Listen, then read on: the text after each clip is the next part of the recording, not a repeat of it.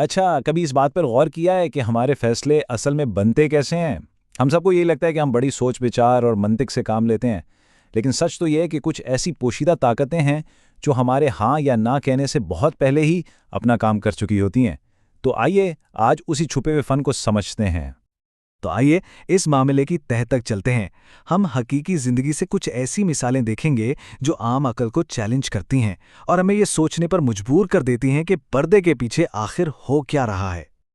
ذرا ایک منظر سوچیں، ایک آدمی ہے جو خواتین سے ان کا فون نمبر مانگ رہا ہے۔ اسے زیادہ تر ہاں میں جواب تب ملتا ہے جب وہ ایک خاص قسم کی دکان کے سامنے کھڑا ہوتا ہے۔ کیا کوئی اندازہ ہے کہ وہ کون سی دکان ہو سکتی تھی؟ وہ ایک پھولوں کی دکان تھی۔ جی ہاں، پھولوں کی دکان۔ پھولوں کا تعلق رومانس سے ہوتا ہے، اور بس اسی ماحول نے لاشعوری طور پر خواتین کو مثبت جواب دینے کے لیے تیار کر دیا۔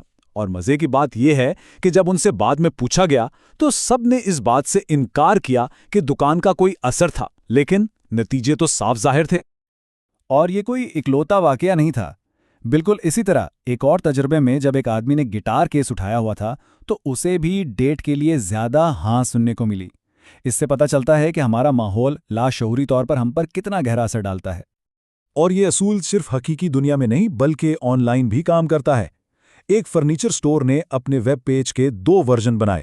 ایک کے بیک گراؤنڈ پر نرم فلفی بادل تھے اور دوسرے پر سکے بنے ہوئے تھے۔ اب ہوا یہ کہ جن لوگوں نے بادل والا پیج دیکھا انہوں نے آرام دہ اور نرم فرنیچر کو ترجیح دی، اور جنہوں نے سکوں والا پیج دیکھا انہوں نے سیدھا قیمت پر توجہ مرکوز کی۔ سوچیں، صرف ایک چھوٹی سی تصویر نے لوگوں کی ترجیحات ہی بدل دیں۔ تو سوال یہ ہے کہ آخر ان سب عجیب و غریب نتائج کے پیچھے چل کیا رہا ہے؟ آخر یہ سب جڑا کیسے ہوا ہے؟ آئیے اگلے حصے میں اس راز سے پردہ اٹھاتے ہیں۔ اس پورے تصور کو کہتے ہیں پری-سویژن، یعنی یہ وہ عمل ہے جس میں کوئی اپنا پیغام دینے سے پہلے ہی سننے والے کو اسے قبول کرنے کے لیے ذہنی طور پر تیار کر دیتا ہے۔ یہ کسی بھی بات چیت کا سب سے اہم لیکن اکثر نظر انداز کیا جانے والا حصہ ہے۔ اسے سمجھنے کا سب سے بہترین طریقہ بیج اور زمین کی مثال ہے۔ یوں سمجھیں کہ ہمارا پیغام ایک بیج کی طرح ہے، لیکن بیج کتنا ہی اچھا کیوں نہ ہو، اگر زمین زرخیز نہیں، اگر مٹی ٹھیک نہیں تو وہ کبھی نہیں اگ پائے گا۔ پری-سویژن دراصل اسی زمین کو، اسی مٹی کو تیار کرنے کا فن ہے۔ اس کی ایک زبردست عملی مثال دیکھیں۔ ایک سیلز پرسن $75,000 کی کوئی چیز بیچ رہا تھا۔ وہ قیمت بتانے سے ٹھیک پہلے مذاق میں کہتا، ظاہر ہے میں اس کے لیے $1 ملین تو نہیں مانگ سکتا نا؟ اور نتیجہ یہ نکلا کہ تقریباً کسی نے بھی $75,000 کی قیمت پر بھاؤتاؤ ہی نہیں کیا۔ کیوں؟ کیونکہ $1 ملین کے مقابلے میں 75,000 اچانک بہت کم لگنے لگتے ہیں۔ اس نے بات کرنے سے پہلے ہی زمین تیار کر دی تھی۔ ٹھیک ہے، تو اب جب ہم نے بنیادی تصور کو سمجھ لیا ہے، آئیے پری-سویژن کے سب سے طاقتور ہتھیاروں میں سے ایک پر نظر ڈالتے ہیں۔ اسے کہتے ہیں یگانت یا یونٹی۔ یہ ایک مشترکہ شناخت کا احساس ہے۔ جب ہمیں لگتا ہے کہ کوئی شخص ہم میں سے ایک ہے تو ہم اس کی بات ماننے کے لیے کہیں زیادہ تیار ہو جاتے ہیں۔ یہ تعلق، یہ احساس کہ ہم ایک ہیں، قائل کرنے کی صلاحیت میں کلیدی حیثیت رکھتا ہے۔ ایک بینکر کا یہ جملہ سنیں۔ اس نے کہا، اگلی پروڈکٹ جس کے بارے میں بتانے جا رہا ہوں وہ ایسی ہے جس میں اپنی والدہ کو بھی سرمایہ کاری کا مشورہ دوں گا۔ اس صرف ایک جملے نے فوراً اعتماد اور یگانگت کا ایک مضبوط رشتہ قائم کر دیا۔ مشہور سرمایہ کار وارن بفیٹ بھی بالکل یہی حکمت عملی استعمال کرتے ہیں۔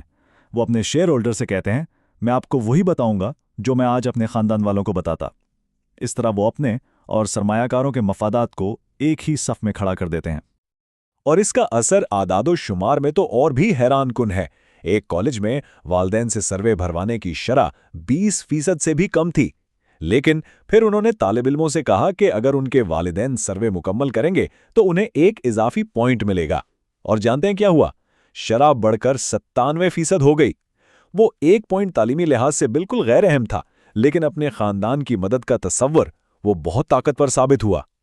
یہ اصول اتنا بنیادی ہے، اتنا گہرا ہے کہ یہ 18 مہینے کے چھوٹے بچوں پر بھی کام کرتا ہے۔ جن بچوں کو بس ایک ساتھ کھڑے لوگوں کی ایک تصویر دکھائی گئی، انہوں نے ایک محقق کی مدد کرنے کا امکان 3 گنا زیادہ ظاہر کیا جب اس نے چیزیں گرائیں۔ یہ ہمارے اندر، ہماری فطرت میں شامل ہے۔ ٹھیک ہے، تو اب اس ساری تھیوری کو عملی جامہ کیسے پہنایا جائے؟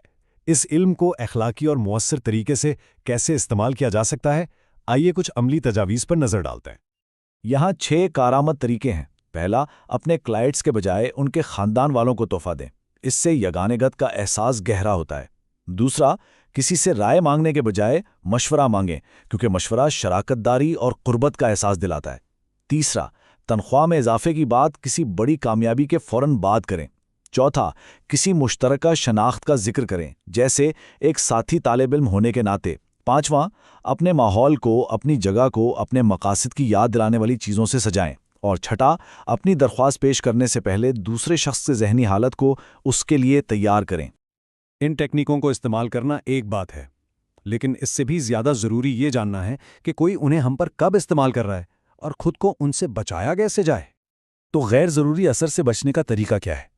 سب سے پہلے تو یہ حقیقت تسلیم کر لیں کہ کوئی بھی ان لاشعوری حربوں سے پوری طرح محفوظ نہیں ہے۔